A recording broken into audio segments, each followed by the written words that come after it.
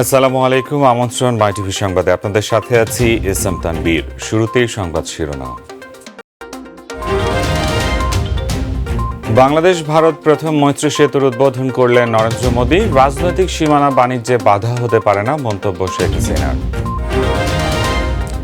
Corona সংক্রমণ বাড়ার আশঙ্কায় মন্ত্রিসভায় প্রধানমন্ত্রীর ৩ নির্দেশনা। সরকারি ঋণের আইন ভাঙলে কারাদণ্ড ও জরিমানা।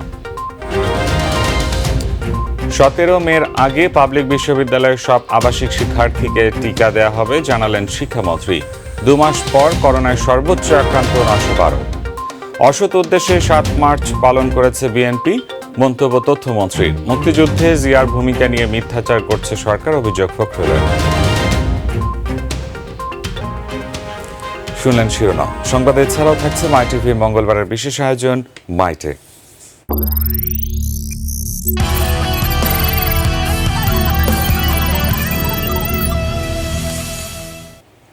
এবারে বিস্তারিত। ফেনী নদীর উপর নির্মিত ভারতের ত্রিপুরা রাজ্যের সাবরুম ও বাংলাদেশের খাগড়াছড়ি জেলার রামগড়কে যুক্ত করা বাংলাদেশ ভারত প্রথম মৈত্রী সেতু উদ্বোধন করলেন ভারতের প্রধানমন্ত্রী নরেন্দ্র মোদী।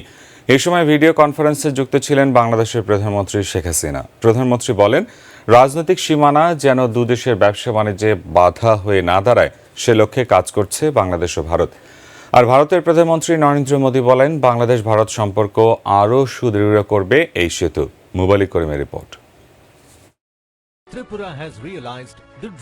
ভারতের ত্রিপুরা, মিজোরাম সহ পূর্বাঞ্চলীয় 7 রাজ্যের সঙ্গে সরাসরি যোগাযোগ বাড়ানোর লক্ষ্যে 2015 সালের 6 জুন বাংলাদেশ ও ভারতের প্রধানমন্ত্রী বাংলাদেশ ভারত মৈত্রী সেতু 1-এর ভিত্তি স্থাপন করেছিলেন। এই সেতু থেকে চট্টগ্রাম বন্দরের দূরত্ব মাত্র 80 কিলোমিটার। ফলে বন্দর থেকে ত্রিপুরা সহ ভারতের উত্তর পূর্বাঞ্চলে পণ্য পরিবহন অনেকটাই সহজ হয়ে যাবে। 133 কোটি রুপি ব্যয়ে নির্মিত এই সেতুটির উদ্বোধন উপলক্ষে মঙ্গলবার দুপুরে এক ভার্চুয়াল অনুষ্ঠানের আয়োজন করা হয়। এই সেতুর উদ্বোধনের পাশাপাশি একই সঙ্গে ত্রিপুরা সাবরুমে একটি ইন্টিগ্রেটেড চেকপোস্টেরও ভিত্তি স্থাপন করা হয়। এই সেতুকে প্রতিবেশী দেশ ভারতের সঙ্গে বাংলাদেশের অব্যাহত সহযোগিতার স্মারক হিসেবে বর্ণনা করে প্রধানমন্ত্রী শেখ হাসিনা বলেন, এটি অর্থনৈতিক উন্নয়নের ক্ষেত্রে বিরাট অবদান রাখবে। এই সেতু আমাদের দুই দেশের মাঝে শুধু সেতু বন্ধই রচনা করবে না, বরং ব্যবসা বাণিজ্য এবং অর্থনৈতিক উন্নয়নের ক্ষেত্রে বিরাট অবদান রাখবে।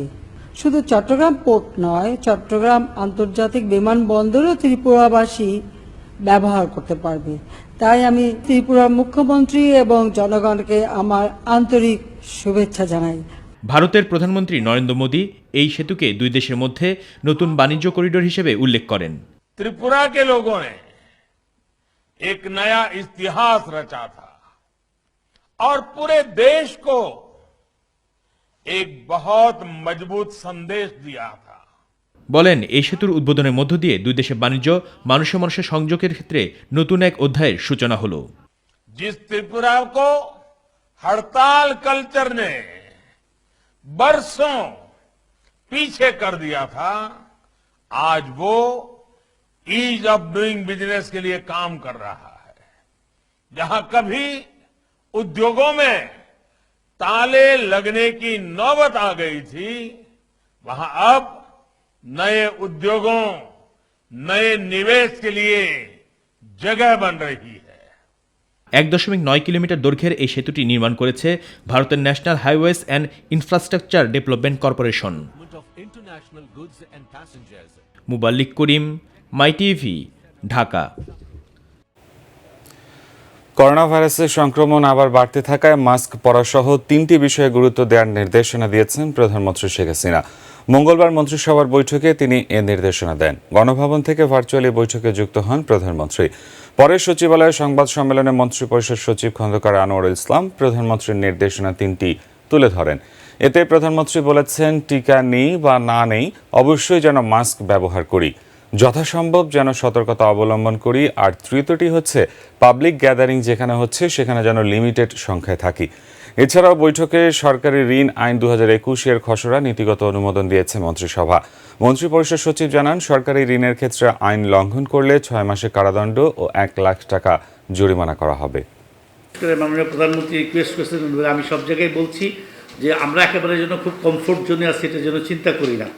ভ্যাকসিন নেই বা না নেই আমরা যেন অবশ্যই দুটো জিনিস, তিনটা জিনিস বলছেন। প্রথমটা হলো অবশ্যই মাস্ক ইউজ করি ইন অল কেসে, যথাসম্ভব আমরা যেন সতর্কতা অবলম্বন করি। আর 3 নম্বর হলো পাবলিক গ্যাদারিং যেখানে হচ্ছে, বিশেষ করে আপনার কক্সবাজার বা হিলট্র্যাক্টে বা আমাদের ওই যে বিভিন্ন সামাজিক বা ধর্মীয় যে গ্যাদারিংগুলো হচ্ছে সেখানে আমরা যেন একটা লিমিটেড সংখ্যায় থাকি, যেখানে আমরা নিজেরও যেন একটা দায়িত্ববোধ থাকে যে বেশি সংখ্যক লোক যেখানে আছে সেখানে যেতে আমি না যাই।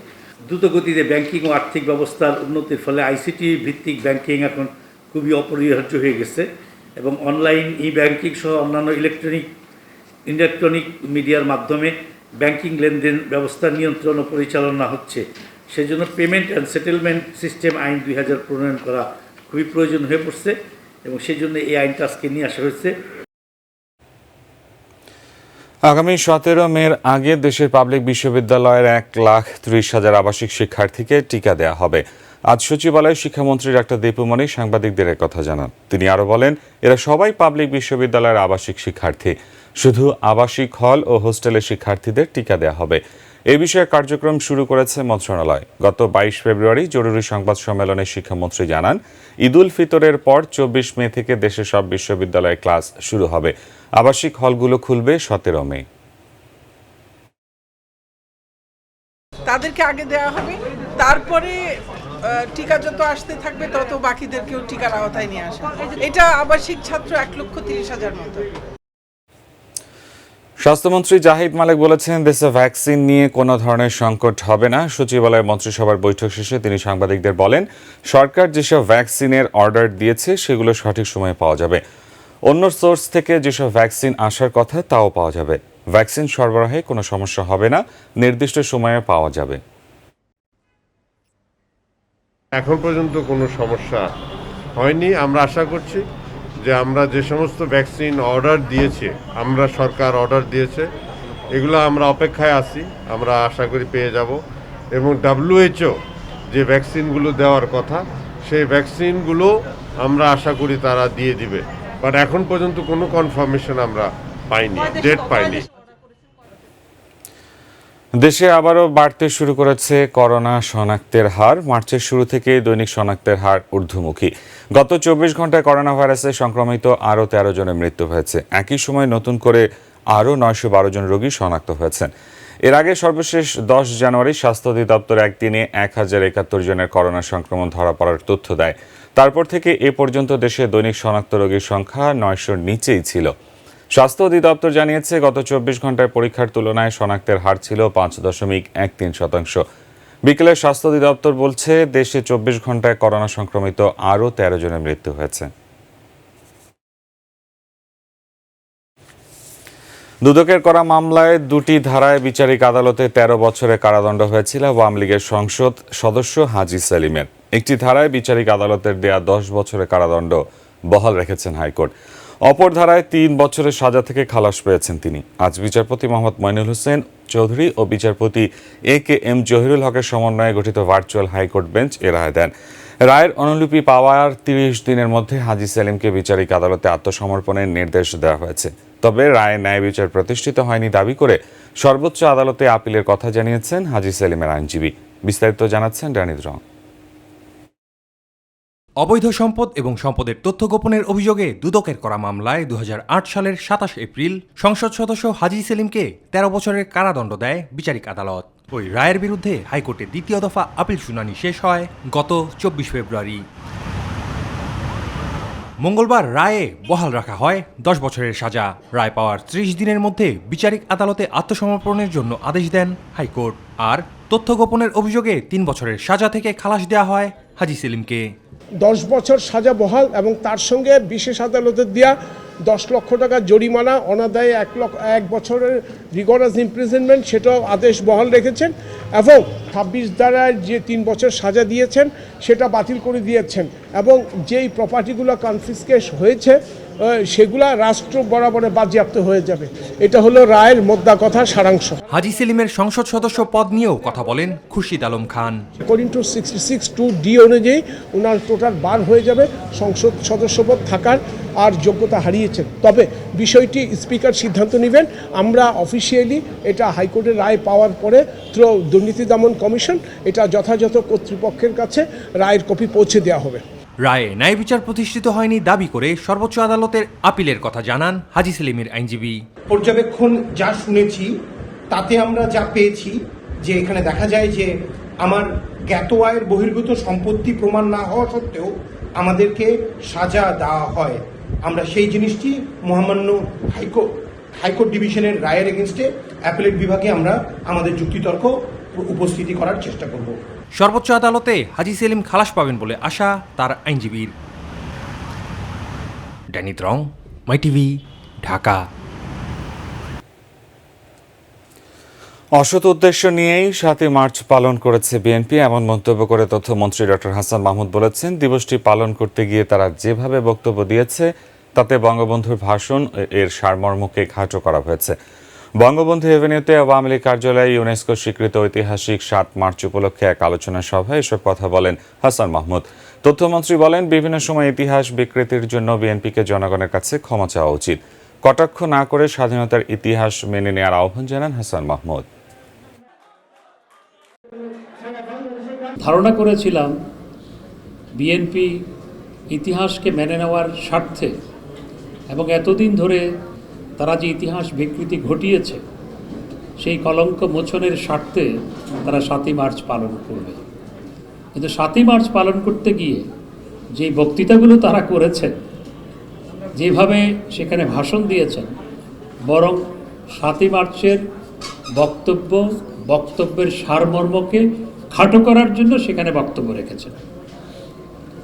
অর্থাৎ একটি অসৎ উদ্দেশ্য নিয়ে তারা এই 7ই মার্চ পালন করে। আমি বিএনপিকে অনুরোধ জানাবো, এই ধরনের কটাক্ষ করার উদ্দেশ্য নিয়ে আপনারা দয়া করে এই সমস্ত দিবস পালন করবেন না। মুক্তিযুদ্ধে জিয়াউর রহমানের ভূমিকা নিয়ে সরকার মিথ্যাচার করছে বলে অভিযোগ করেছেন বিএনপির শীর্ষ নেতারা। জাতীয় প্রেস ক্লাবে এক আলোচনা সভায় দলের মহাসচিব মির্জা ফখরুল ইসলাম আলমগীর বলেন, বিএনপি মুক্তিযুদ্ধের সঠিক ইতিহাস তুলে ধরায় সরকারের গাত্রদাহ শুরু হয়েছে। 7 মার্চ স্বাধীনতার ঘোষণা হলে আওয়ামী লীগ 7 মার্চকেই স্বাধীনতা দিবস পালন না করে কেন 26 মার্চ স্বাধীনতা দিবস পালন করে, এমন প্রশ্ন করেন দলটির স্থায়ী কমিটির সদস্য ডক্টর খন্দকার মোশাররফ হোসেন। আজকে যে বলেন যে 7ই মার্চে স্বাধীনতার ঘোষণা হয়ে গেছে, তাহলে 26-এ কি হলো, 27-এ কি হলো? তার থেকেও বড় প্রশ্ন যে যদি 7ই মার্চ স্বাধীনতার ঘোষণা হবে, তাহলে আমরা 26শে মার্চে স্বাধীনতা দিবস পালন করি কেন? আমরা আমাদের স্বাধীনতাতে যার যে অবদান আছে সেই অবদানকে আমরা ভবিষ্যৎ প্রজন্মের কাছে তুলে ধরতে চাই। আজকে সেই জন্যই আপনাদের শরীরে গাত্রদাহ শুরু হয়েছে। তথ্য প্রযুক্তির উন্নতির সুবাদে প্রাত্যহিক জীবনযাপনে ল্যাপটপ হয়ে উঠেছে অবিচ্ছেদ্য অংশ। কেনাবেচার বিপরীতে বেড়েছে উৎপাদনও। তবে বরাবরের মতোই প্রশ্ন রয়েছে মান নিয়ে। অনেকেই বলছেন আগের চেয়ে বর্তমানে ল্যাপটপগুলোর টেকসই কম। সাপ্তাহিক আয়োজন মাইটিকে আরও জানাচ্ছেন মোবালিক করিম। করোনার শুরু থেকেই প্রযুক্তি পণ্যের ব্যবহার ও ভার্চুয়াল অফিস কিংবা লেখাপড়ার জন্য বেড়েছে ল্যাপটপের ব্যবহার। বিশেষ করে শিক্ষার্থীদের চাহিদার বিপরীতে বাজারে এসেছে বেশ কিছু অল্প দামের ও মানের ল্যাপটপ। তাই তো প্রশ্ন উঠেছে ব্যবহারের ক্ষেত্রে দীর্ঘমেয়াদ ও টেকসই নিয়ে। আমদানিকারকরা টেকসই কমের বিষয়টি স্বীকার করে বলছেন, কম দামের চাহিদার কারণেই এই অবস্থা। কিছু কিছু ইম্পোর্টার নিম্নমানের প্রোডাক্ট আনতেছে এবং কি সেগুলো একটু কম প্রাইসে সেল করতেছে। এখন কাস্টমার দেখা যায় যে বলে যে হ্যাঁ ভাই আপনার কাছে একটু প্রাইস বেশি, আরেকজনের কাছে প্রাইস কম, তা আমরা তো ওয়ারেন্টি পাচ্ছি সেম। কিন্তু কাস্টমার এই জিনিসটা চিন্তা করে না যে আমি একটু নিম্নমানের প্রোডাক্টটা পারচেস করলে আমি ওয়ারেন্টি পাচ্ছি, ঠিক আছে, কিন্তু ওয়ারেন্টি ক্লেম করতে তো আমার যে সময়টা ব্যয় হচ্ছে, আমার আসা যাওয়া লাগতেছে, এটা তো মূল্য থাকতে হবে। প্রশ্ন রয়েছে আসল বা মান যাচাই নিয়েও। বিক্রেতারা জানালেন অনলাইনের মাধ্যমে এটি যাচাই সম্ভব। এটা চেক করার জন্য আমাদের একটা MPL নাম্বার আছে। ওই MPL নাম্বার যদি সার্চ দেন, যার সাইট আছে সেই সাইটে গেলে ওরা দেখায় যেটা ওদের সিরিয়ালের প্রোডাক্ট। কিছু কিছু প্রোডাক্টের কান্ট্রি ডিলার আছে যে এরা নিয়ে আসে, সেক্ষেত্রে যদি চেক করতে হয়, বাংলাদেশের কান্ট্রি যদি জানেন যে অমুক আমাদের দেশে ইম্পোর্টার, ওইখানে যে আপনাকে চেক করতে পারেন। তবে হাজারো পণ্যের ভিড়ে শুধুমাত্র দাম কম নয়, মানের কথাটিও ক্রেতাদের খেয়াল রাখা উচিত বলে মন্তব্য সংশ্লিষ্টদের। মুবাল্লিক করিম, মাই টিভি, ঢাকা। সকল চ্যালেঞ্জ মোকাবেলা করেই এগিয়ে চলছে পুলিশ বাহিনী, এমন মন্তব্য করে আইজিপি বেনজির আহমেদ বলেন, উন্নয়নশীল দেশে যেতে হলে আরও চ্যালেঞ্জ অপেক্ষা করছে। পুলিশ স্টাফ কলেজে সনদ প্রদান অনুষ্ঠানে তিনি এসব কথা বলেন। আইজিপি আরও বলেন, চাহিদা অনুযায়ী পুলিশ বাহিনীকে আধুনিকায়ন করা হয়েছে। সদস্যদের কাঠামোগত ও কারিকুলাম দক্ষতা বৃদ্ধিতে সব পদেই ট্রেনিং করানোর পরিকল্পনার কথাও জানান বেনজির আহমেদ। অনুষ্ঠানে master of applied criminology and police management বিভাগে উত্তীর্ণ 57 জনকে সনদ প্রদান করা হয়। As directed by our Honorable Prime Minister, we are going to introduce training for all ranks of the troops and forces and officers, and meaning that with an idea that every rank should at least once a year will go to a training center for a kind of refreshers course. So we have recently designed courses for all ranks of the Bangladesh Police. কোনো প্রকার অনুমোদন ছাড়াই নারায়ণগঞ্জের শীতলক্ষার ব্রহ্মপুত্র নদীতে dredger দিয়ে অবৈধভাবে চলছে বালু উত্তোলন আর ব্যবসা।